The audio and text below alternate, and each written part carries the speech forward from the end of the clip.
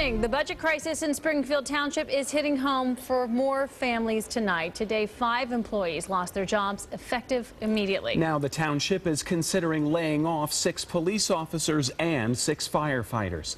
9 News reporter Jay Warren live in Springfield Township with how those cuts will affect the community. Jay?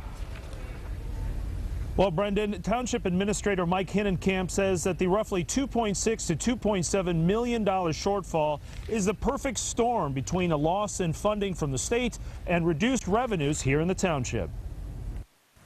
The Springfield Township Board of Trustees and Administrator Mike Hinnenkamp have made hard decisions about laying off 5 workers and eliminating 3 other positions.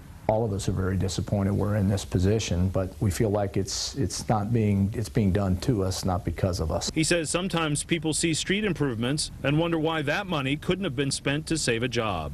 They don't realize that that's coming out of a tax increment financing fund that was set up many, many years ago, and by law that particular money can't be spent in any other purpose. Scott Finke isn't surprised the layoffs are happening. The economy, he says, is definitely slow.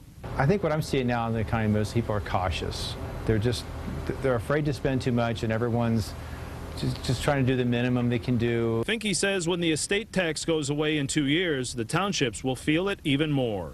I just know that the township gets a lot of their income from the estate tax, and no one really likes the estate tax. Everyone wants it to go away, but you kind of forget what it's funding, and apparently it funds a lot of local governments and townships pretty heavily. Police and fire are funded by separate levies.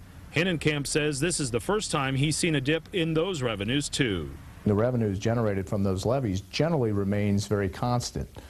This is the first time in my career where I've actually seen a dip in those revenues, and that's just due to reappraised valuations, not so much on the residential part, but on the commercial and industrial part.